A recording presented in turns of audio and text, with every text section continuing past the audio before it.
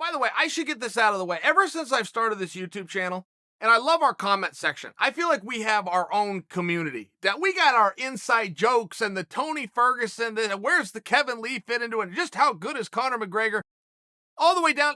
Apparently, I have some weird isms. I think I say a lot, okay. And I think I say a lot, I will offer you this. And apparently I say the word intangibles a lot. I love that section, but one thing, and I try to always answer your guys' question, right? And then we go in there and we have a little fun and it's social. But one thing that I've never answered, you guys always ask me who the toughest guy I've ever met is.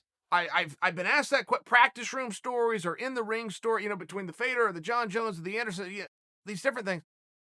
And I've never answered it, and I don't know why I put it up, because I know the answer without even thinking. The toughest guy I've ever met in my life is a guy named Les Gutches. And Les Gutches was a multiple-time national champion and a world champion, and he was right up the street. He went to Oregon State University, and he would train every day with Randy Couture. They were training partners. And when they went to compete, Les would go in freestyle, and Randy would go in Greco. They'd come back. They'd work out together all the time. And when we got together with Team Quest, there was Dan Henderson and Randy Couture. They started, boom. I went in when I found out about these workouts. I'm in there, and then Matt Lindland comes and joins.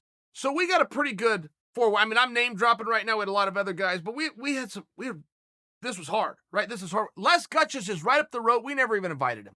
Not one day was he ever even invited to come in. As bad as those four guys I just told you, throw myself, Dan, Randy, Matt, we knew there's no point. If Les comes up here, we don't have a spot anymore. That's how tough this guy was.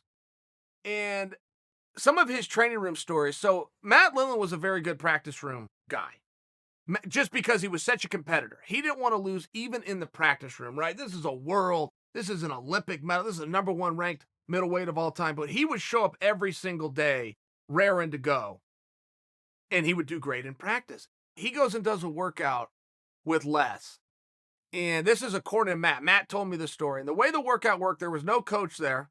Les set the workout out, so Les is in charge. Whatever he says they're doing, they're going to do.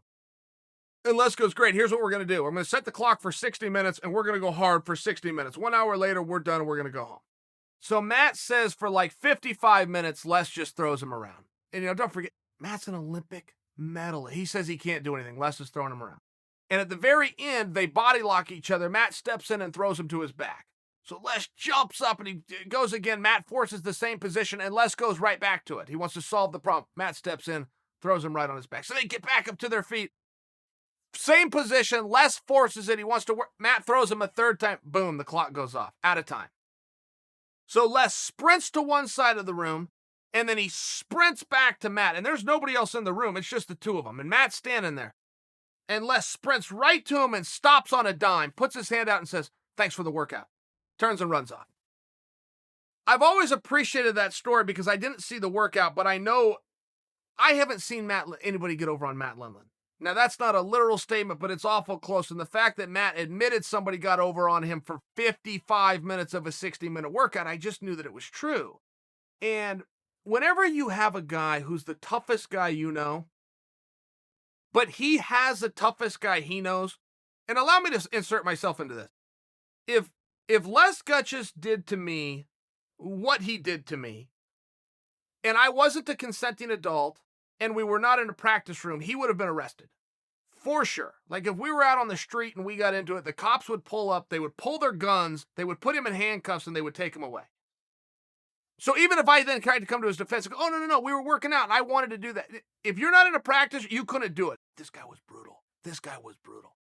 So strong, so good, so determined. He would tell me stories about the baddest guy he knew. And the baddest guy he knew was a guy named Mark Schultz. And Mark Schultz, 3-time NCAA champion, an Olympic champion, and a world champion. Schultz even went on and fought in the UFC. Undefeated. 1-0. Did one fight. Never did it again.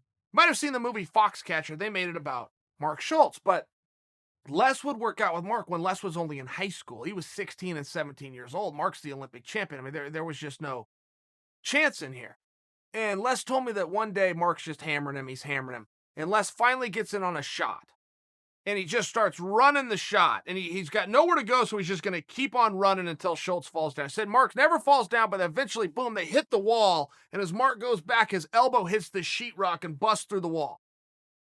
So Mark's wiping the sheetrock dust off his arm, and Les goes, are you okay? And Schultz goes, let me tell you something. You don't ever have to ask me if I'm okay, because there's not a man alive that can hurt me. And proceeds to kick Les's ass for the next 25 minutes, which constituted about an hour and 15 minutes. And they all go home. But it's just one of these weird things. When the baddest dude you know has a baddest dude he knows. And then the same thing goes for Mark Schultz. Mark Schultz tells these same kind of horror stories about having to work out with his brother Dave. Dave Schultz, who was older than Mark, world champion, Olympic champion, NCAA champion, all these different things. Dave Schultz used to want workout partners. He used to want to be a wrestler, be a fighter, and be in combat. But there was no wrestling rooms, and he didn't have a coach, and there was no one to wrestle. So he got a singlet somewhere along the way. He got like wrestling gear. And he used to put a singlet on, and he had a bike. It was like a girl's bike that had a basket in the front. And he'd ride around the neighborhood with his headgear in the basket. And he'd pull up on a group of kids, and he'd say, does anybody want to wrestle? And he'd take the headgear out of the basket and put it, he's in a singlet right out on the street. Just start wrestling guys. It's a weird story. But when the baddest dude I know has a baddest guy he knows, has a baddest guy he knows, it's one of these things. And when you guys always ask me, there's your answer. That's the baddest dude I know, but apparently he knows somebody else.